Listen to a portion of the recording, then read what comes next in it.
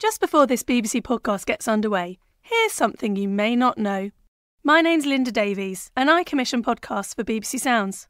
As you'd expect, at the BBC we make podcasts of the very highest quality, featuring the most knowledgeable experts and genuinely engaging voices. What you may not know is that the BBC makes podcasts about all kinds of things, like pop stars, poltergeists, cricket, and conspiracy theories, and that's just a few examples. If you'd like to discover something a little bit unexpected, find your next podcast over at BBC Sounds. BBC Sounds. Music, radio, podcasts.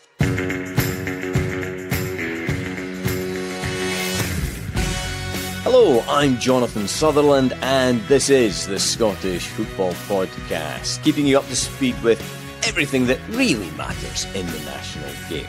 It's Friday, the 19th of April, and it is Scottish Cup semi-final weekend. Shinnie takes the shot on goal! Graham Shinnie with a right foot rocket! Johnston pulls it to Iwata, close the face and in! Ties in Midas hat-trick! Can Aberdeen upset the odds against the holders Celtic? Shanklin through the middle, huge opportunity, lays it off to Vargas!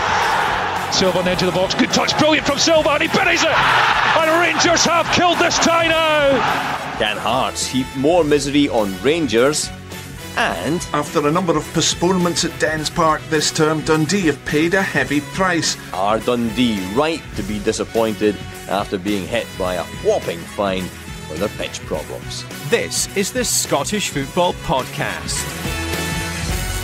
We are joined today by the former Aberdeen and Hearts striker Lee Miller and the current Queen's Park striker Cillian Sheridan. And it feels like a sort of special hair edition, I would have to say, of the Scottish Football Podcast this morning. With Lee Miller. You have to be, Lee, Scotland's best footballer / barber award. I know we're on the BBC, so we have to say other barbers are available. But your hair's looking pretty good today, considering we're all up at the crack of dawn. But you were on Sports Scene last week, hair looking resplendent. Had to think of the question, did you actually do your own hair? No, actually, I probably could. See, I probably could cut my own hair, but no, Nicky cut it in the shop. I was literally just back my holiday, so I kind of looked a bit better with a wee glow, with a wee tan, and a fresh haircut, so it was all good. All good. Very good. And Cillian Sheridan, you are blessed with what can only be described as a sort of lion's mane. That must take an awful lot of maintenance, but you must be very proud of it as well at the same time. Yeah, one of my greatest achievements in life at the minute, I'd say.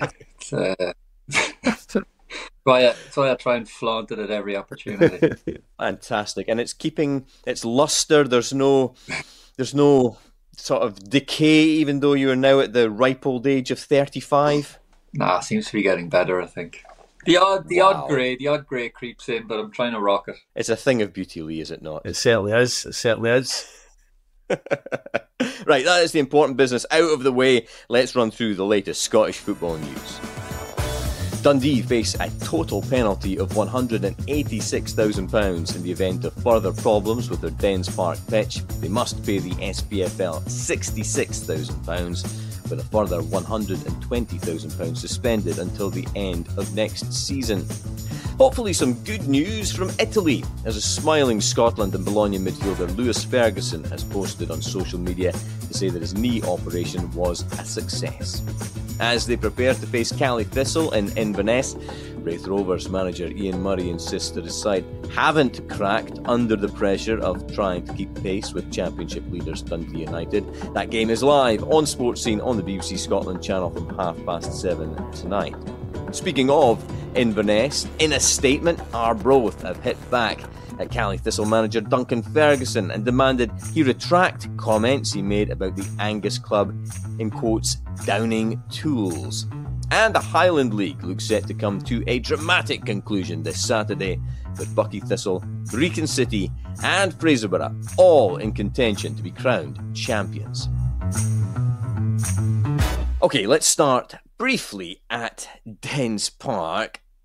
It's been such a soap opera saga at the tail end of this season. Obviously, the sun shone the other night, and the match against Rangers happened, and Dundee basking in the glory of top six football, but they have been fined.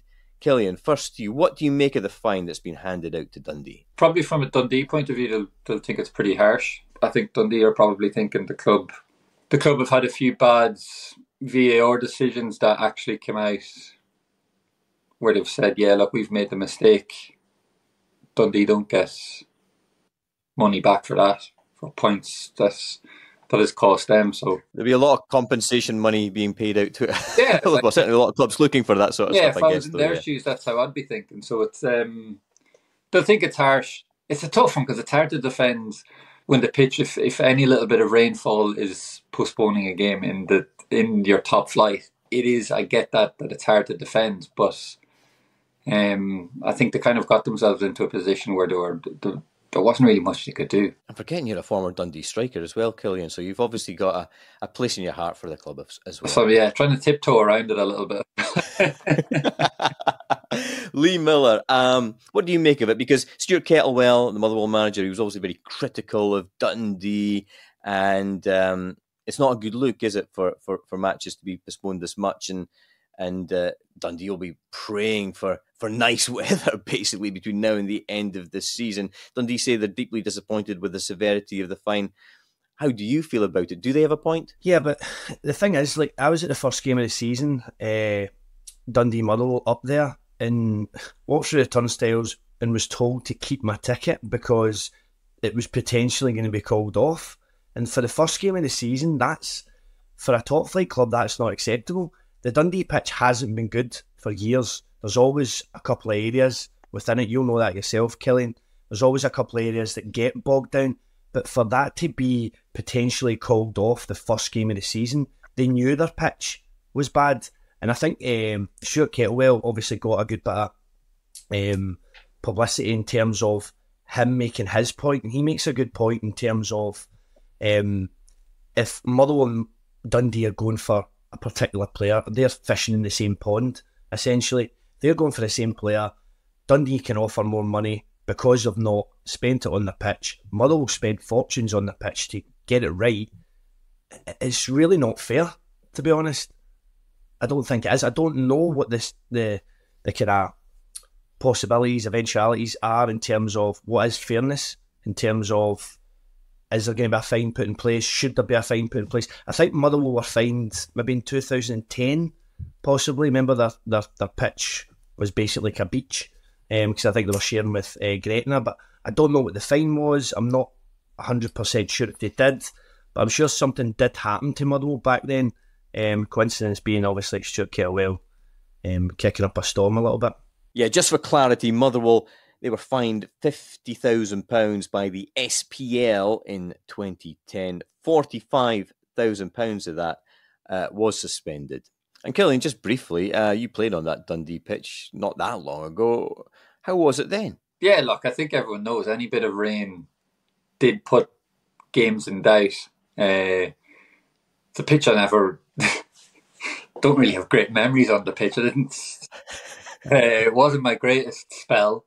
But the problem is now Dundee are probably expected to go and improve the pitch.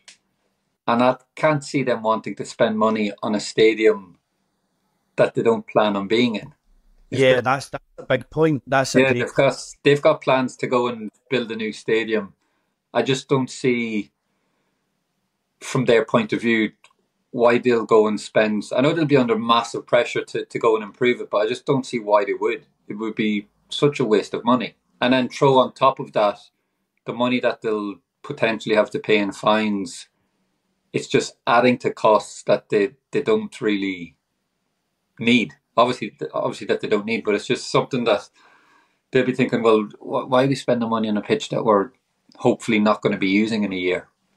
But they can't go through this again next season. I think they're already talking about that. They kind of know they need to invest. I mean, they don't want to pay that extra £120,000 either, I suppose. And it's just, they can't. Scottish football can't have this going on in the future for any club, I guess, would be the point, Cillian. Yeah, it's I know it makes sense in the broad light of day, but if you tell a club, considering the way money is in Scotland, if you're telling a club to go and spend all this money on something that's going to be, they're going to potentially knock down in a year or two, they'll be hard pressed, I think, to actually go and do it.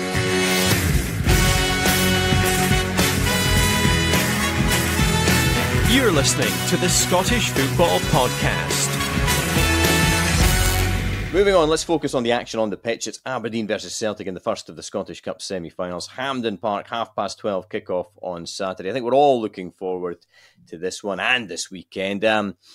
Lee, Celtic seem to be hitting their stride, but Aberdeen are unbeaten in 4 under Peter Leven. Do you give your old Don side much hope? I'd love to say they'll get a result and get into the final, but I can't see past Celtic.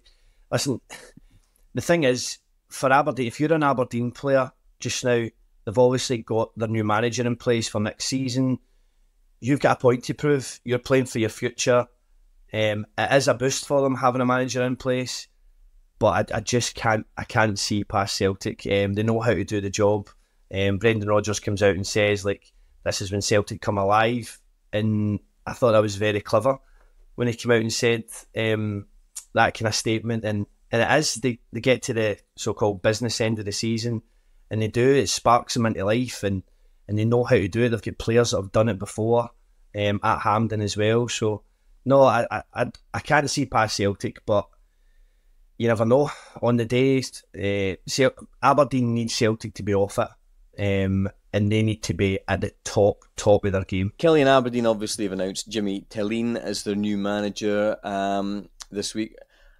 He's obviously not in post yet, but what impact do you think that could have? And just generally, what do you make of that appointment? I think for him and his point of view, it's probably better if Aberdeen aren't successful now.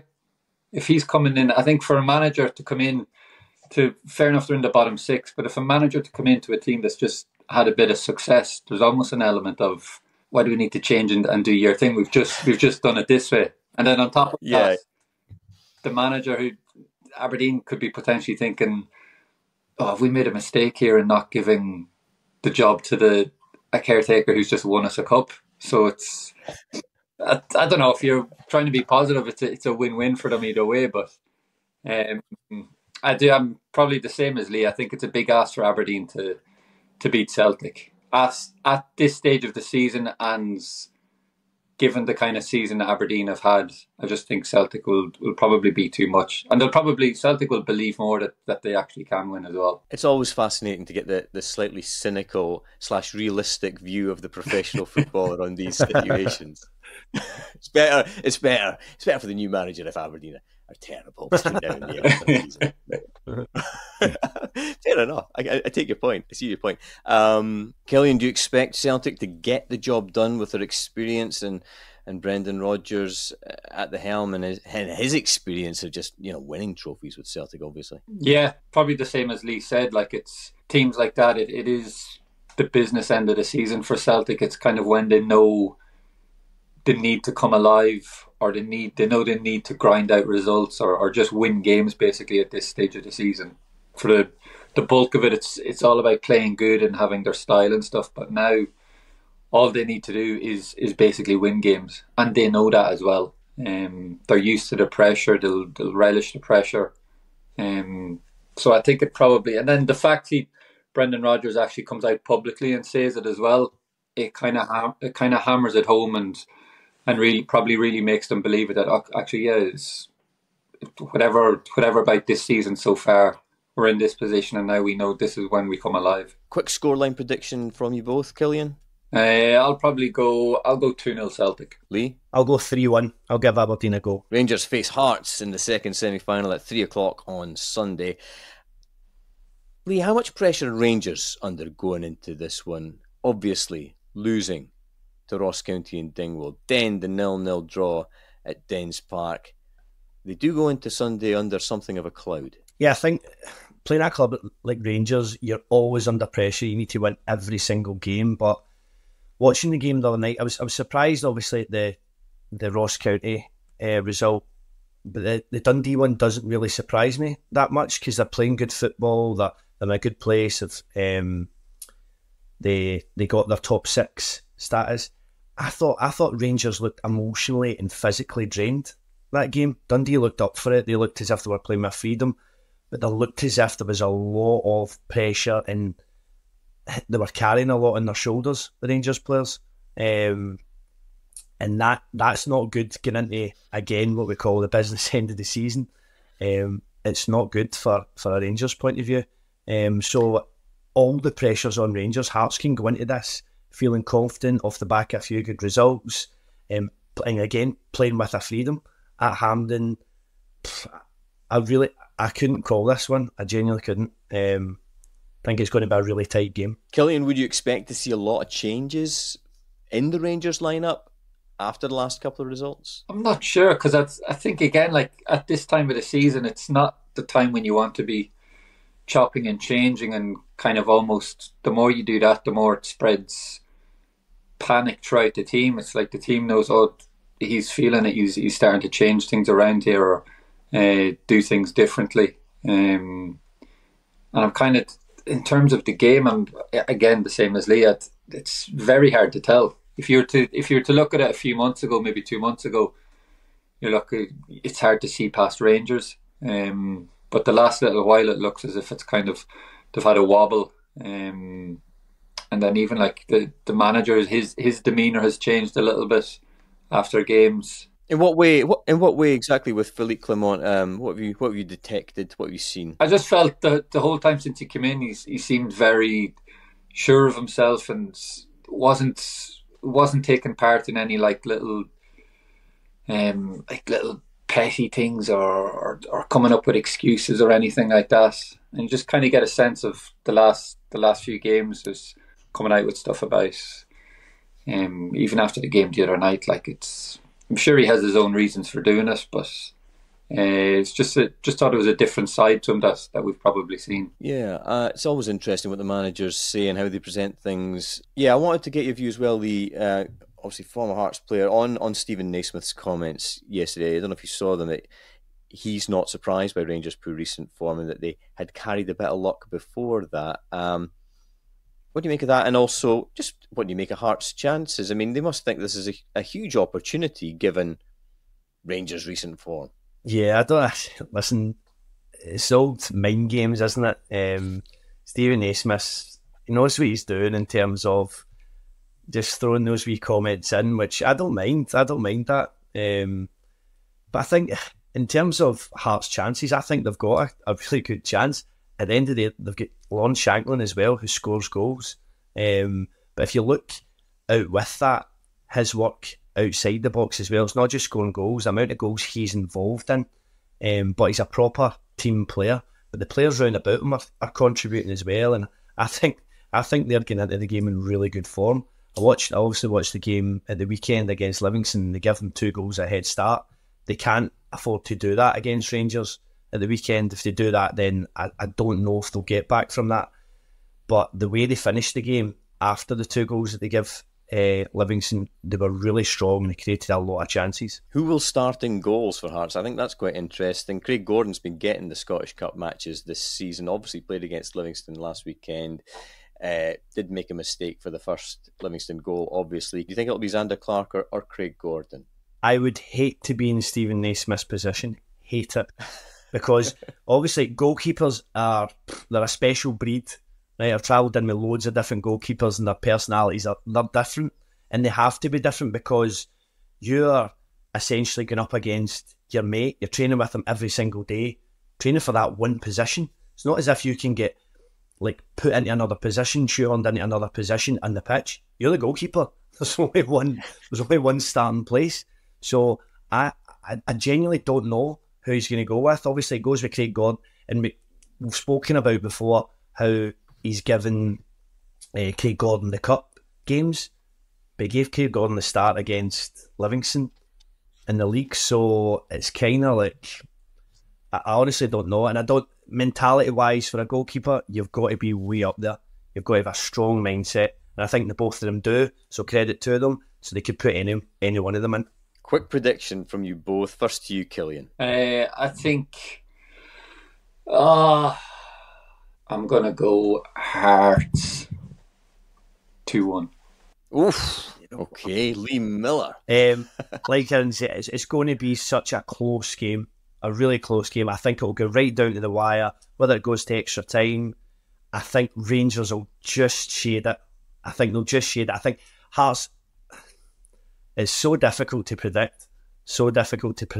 Cillian's really put you on the spot there with that prediction, hasn't he, Lee? And you as a former Hearts player now. I'd have picked a draw, except the fact it's a cup game. I'm like, right, I need to go with one. So I'll go to draw. I'm not telling you who's going to win in extra time. No, I think Rangers will just shade it. This is the Scottish Football Podcast. And finally, I know we say this every week, but it could be another huge weekend in the Championship at both ends of the table. Cillian, Queen's Park currently in the dreaded relegation playoff place, 9th place. It was obviously a hugely disappointing result against Inverness County Thistle last weekend. You're away at Dunfermline tomorrow, Saturday. How big a game is that for you guys? And how are you feeling going into it? Yeah, massive game. But we know the situation we're in, the position we're in, that every game now till the end of the season is huge for us. Can only look, I think the old cliches all come out, but we can only really look at the next game, and then we've kind of put ourselves in the position where we're also looking at other results. So look, we kind of have to try and get back to how we were playing a few weeks ago. And we need to start winning games. We need to first start playing better and then win. But it's the good thing is we kind of know that it is in us. So of course you've got a gimme against Arbroath coming up in the next few weeks, according to the Cali Thistle manager Duncan Ferguson. What did you make of his comments about Arbroath downing tools? Obviously Arbroath not happy about that, which is understandable. Well, it goes back to Lee talking about Naismith earlier. It's just the managers trying their little mind games. So it's look, no team goes out to. Sometimes it's trickier playing teams like that. They're for like Dundee. You're the top 6. You're a bit more free. There's less pressure. So it's not something that's going to be in our heads anyway. So. Lee, do you feel for Cillian right now? I mean, in terms of that playoff place battle, and I guess everybody at Queen's Park will have their fingers crossed tonight when they're watching the telly that Raith Rovers can get for them what would be the right result against Inverness County Thistle. Yeah, there's a lot of twists and turns still to come ahead, but like Cillian says, he just needs to concentrate on the next game, the next task in hand, if anything. But the Duncan Ferguson thing makes me laugh. I just think things like that as it's mind games and throwing that wee grenade in there so they don't down tools. But Arbroath could get into that game and play with a real freedom. And they're all playing for future careers at the end of the day. And I don't think any player goes out not to try and not to win a game. You always try and win a game. The pressure side of things can go two ways. It can weigh on you and you can not be as free in play, or it can make you play better, essentially. Cillian Sheridan, Lee Miller, a pleasure to speak to both of you this morning. Thank you very much indeed. Lots of football to come on BBC Scotland. You can see the team directly above Cillian's Queen's Park, Inverness County Thistle take on Raith Rovers on the BBC Scotland channel from 7:30 this evening.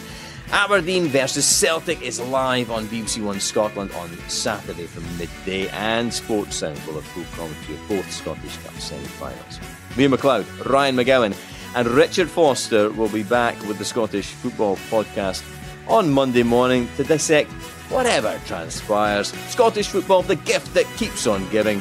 Thanks for listening. For everything you need to know about your team this season, download the BBC Sport app. All the latest news, goal updates, stats and scores, and insight and analysis. Just select your club to get the biggest stories and best content at your fingertips. What a result. Download the BBC Sport app for everything you need to know about your team this season.